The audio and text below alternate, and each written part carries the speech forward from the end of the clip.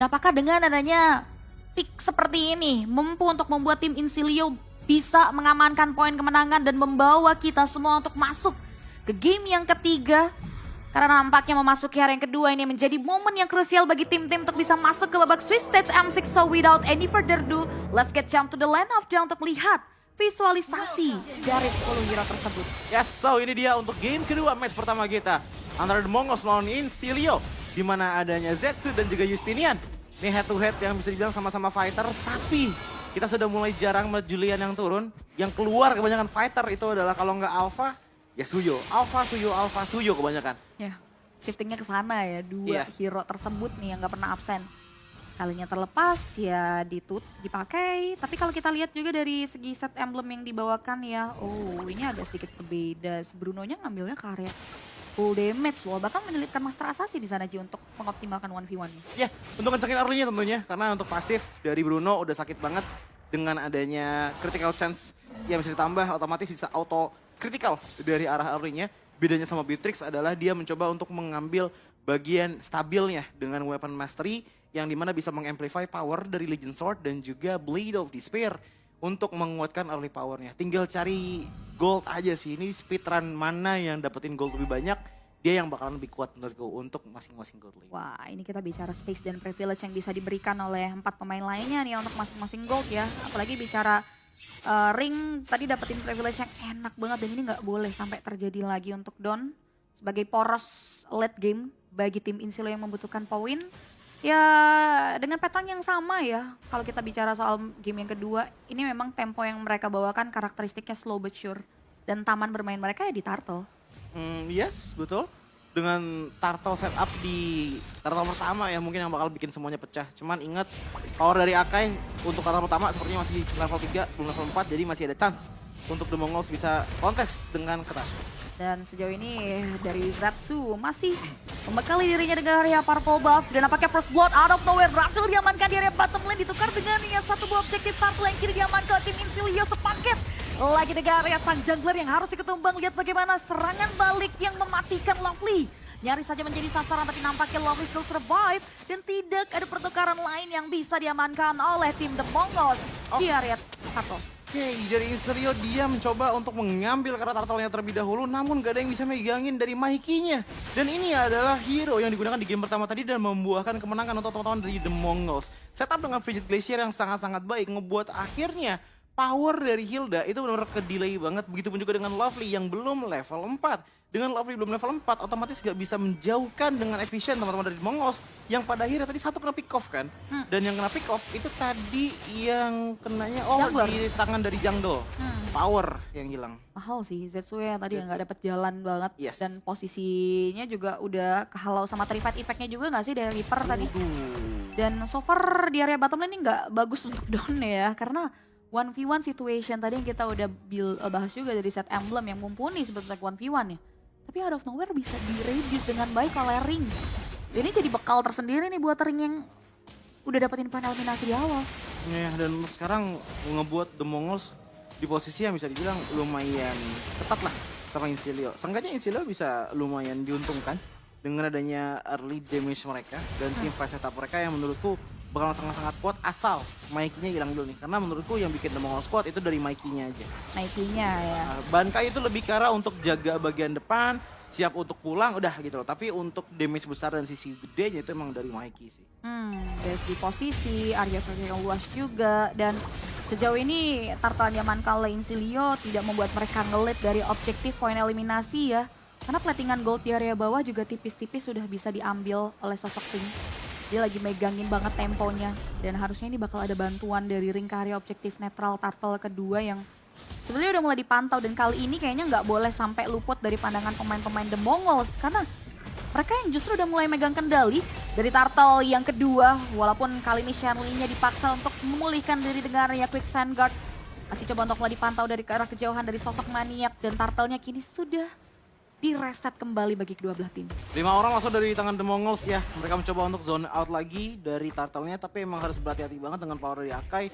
Yang menurutku menjadi powernya banget nih untuk Insilio. dengan dari heavy spinnya yang bisa jauhin dari Mikey, bisa sengganya ngejauhin Zetsu juga karena agak sedikit tricky untuk bisa memaksimalkan skill power dari Julian, apalagi dengan tipikal kalau tiga-tiganya terpakai ya udah semuanya punya cooldown di waktu yang bersamaan, ngebuat Julian agak sedikit awkward kalau abis mengeluarkan skill ketiganya. Dan ditambah lagi di sini sosok Lovely-nya udah ready buat menghancurkan strat ya. Ini jadi tantangan tersendiri nih buat Zetsu masuk di tengah-tengah tim fight Turtle yang masih terus ditarik ulur. Belum ada komitmen lebih jauh nampaknya bagi kedua belah tim. Justinian juga udah mulai take over, tapi Turtle free reset Mikey, flicker for offensive memberikan ini satu buat Sign War untuk Rigid Glacier yang tidak mengenai target operasi. Dan nampaknya Pangkai yang membuka Kare Goals Pathway juga bisa dihindari oleh pemain-pemain dari Incilia dan banyak resource mahal yang tidak menguntungkan bagi tim The Mongols. Top dan juga bottom lane akhirnya menjadi dead lane banget nih untuk kedua belah tim dan mereka benar-benar fokus banget ke arah turret. Oh Mikey, Red of Ice sudah banget tertrigger tapi punishment yang manis bisa dilakukan oleh seorang Mikey dengan adanya 1 poin eliminasi mengarah ke sang jungler Turtle. Juga udah mulai di-poking, tapi nampaknya teman-teman dari Incilia memaksa untuk teamfight dengan area conceal play. Lovely menghimpit ke area sang jungler itu dengan nyawa. Dibalas dengan adanya nyawa dari pemegang retribution Turtle-nya kali justru di-take over dengan manis oleh pemain-pemain dari Incilia yang mulai damage yang diberikan oleh seorang Reaper. Oke, agak sedikit miscom tadi kayaknya ya dari Zetsu, di mana pergerakan dari Lovely ternyata dengan conceal-nya dia masih di posisi yang bisa di-reach oleh Lovely dan akhirnya dijepit ke dinding. Dikenakan damage yang lumayan besar dari Reaper, apalagi dengan Reaper tipikalnya kayaknya bakal menuju ke arah Starlim side dengan dia menggunakan emblem Brace Might seperti itu. Apalagi kalau kita ngeliat dari segi mid lane powernya, Mikey ini juga udah gak ada Pride of Ice, jadi lumayan harus berhati-hati. Di area mid lane pun ada satu buat serangan selanjutnya. Rigid Glacier yang memang tidak mengenai target tapi jalan pulang terhambat yang membuat akhirnya Lovely terpanis. Meanwhile di arah bottom lane pertukaran selanjutnya pun kembali diamankan yang tidak begitu adil ketika Ringa harus tumbang begitu saja di area bottom. Bahkan Reaper kali juga udah mulai gocekan lagi dari area Arcane Shade juga Shadow Strike. Lihat kopian dari Rigid Glacier yang juga udah mulai membekukan karena sosok Pangkai. Revitalize memang aktif tapi damage yang dia tahan terlalu besar. 1v3 situation bahkan 1v4 yang membuat akhirnya 2 player tumbang dari The Mongols. Solid banget permainan dari Incilia dengan mereka tahu persis apa yang mereka harus lakukan. Seperti contohnya di bawah dengan adanya pergerakan 3 player push yang dilakukan oleh Bruno, Hilda, dan juga Valentina. Ngebuat akhirnya Incilia dapetin 1 bottom lane turret dan bahkan dapetin combo-combo yang udah mulai kelihatan jadi. Dimana dengan adanya Lovely, di saat dia ngejepit orang itu maniak semua damage-nya masuk dengan sangat-sangat enak. Apalagi dengan dia yang menggunakan Conclusive Blast. Sementara itu kalau kita ngeliat dari Valentinanya, seenggaknya satu utility sudah di tangan, yaitu dengan adanya Glowing One. Ngebuat dari segi healing powernya Bankai, itu nggak bisa optimal banget. Walaupun udah pakai Revitalize. Yes, dan ada pelajaran berarti yang didapatkan oleh Maniak nggak sih?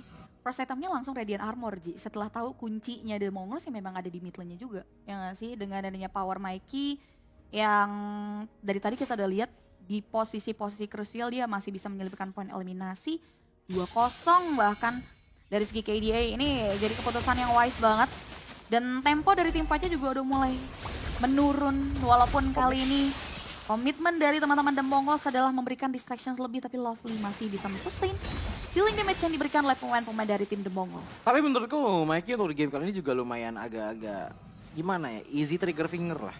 Dengan dia banyak banget ngebuka Rigid Glacier di posisi yang ada yang enak, ada yang enggak juga gitu loh.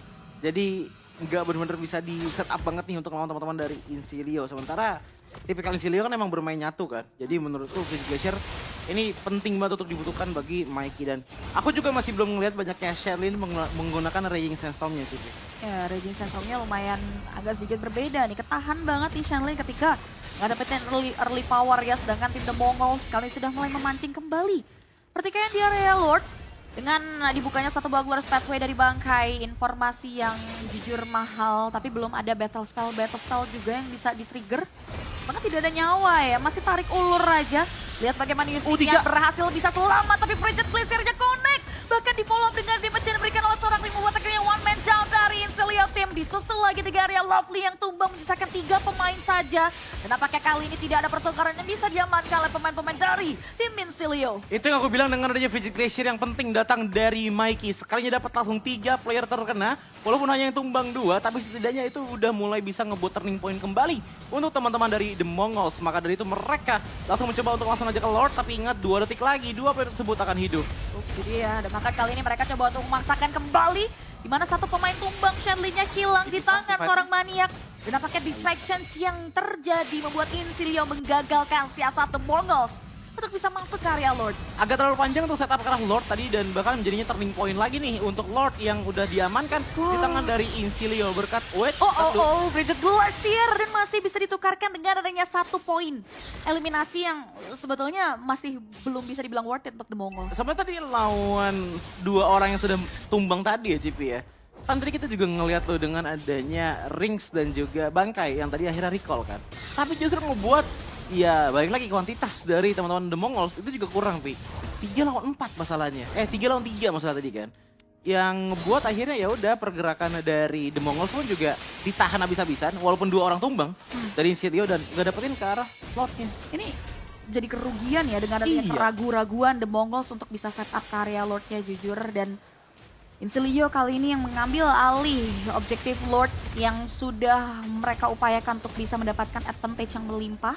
Inner turretnya masih bisa ditahan ya, itu tinggal 1 hentakan aja hilang ya. Dan wah ini poros turretnya dilihat bagaimana Justinian bakal coba untuk bisa mundur terlebih dahulu dan ternyata ini masih menjadi good news ketika central turretnya tuh tidak tersentuh. Ya sama-sama tapi ya dari masing-masing tim mid lane turret outernya ini masih utuh semuanya. Tinggal gimana cara untuk nge-push ke arah depan sana. Karena melihat dari damage deal-nya Justinian pun juga dengan frontline yang kuat-kuat. Kayak contohnya Hilda dan juga power dari Bruno, main backline dan Akai juga untuk bagian frontline. Dengan tidak adanya Alpha, ini yang ngebuat front to back-nya Insilio tuh tebel banget gitu loh. Beda sama The Mongols di mana Shenlin. Dari tadi kita ngeliat banyak banget pokingan yang diterima oleh Shenlin menggunakan tendangan volleyball dari Bruno dan itu dia nggak kuat untuk nahannya. Karena balik lagi tipikal hal itu karena yang tebel banget ke tanker lebih karena momentum. Namun sayangnya untuk di game kali ini aku nggak terlalu banyak melihat momentum dari Raging Sandstorm-nya Khalid yang dimiliki oleh Shenlin. Iya ya, Shenlin-nya benar-benar berhasil dibatasin nih ya. Wah belajarnya cepet banget nih dari tim Insilio ya. Ketika melihat kali kedua mereka harus face power dari satu hero-nya Shenlin itu sendiri untuk Khalid. Tapi ini masih jadi game yang so-so ya, walaupun... Ini 200 doang loh, itu 50 sekarang tuh bahkan. Iya, gold gap-nya. Gold gap-nya pun udah road to equal. Beda level ya. mungkin ya. Dari segi experience-nya gitu yang mungkin jadi satu faktor ya. Dan belajar dari kesalahan The Mongols setup di Lord selanjutnya ini mereka perlu pertimbangan lebih jauh lagi gak sih? Pertama buka rumput dulu gak sih yang pasti dari The Mongols. Karena menurutku itu yang gak bisa selalu dilakukan oleh The Mongols. Karena Bangkai tadi ngebuka Blue Pathway juga masih dengan keadaan yang belum begitu mendapatkan info di mana musuh berada. Hal yang sama dengan Shenlin yang dari tadi dia benar-benar nahan banget momentum untuk ngebuka Raging Sandstorm di arah belakang. Di momen paling belakang juga. Ya. Bedanya sama teman-teman dari Insilio adalah mereka konsisten untuk bisa ngejagain high groundnya mereka dengan menahan Kandonnya dan juga menahan Reaper untuk bisa menjadi sisi power terbesar dengan mengcopy power dari Aurora. Itu dia, kali ini mereka juga udah mulai memancing kembali team fight.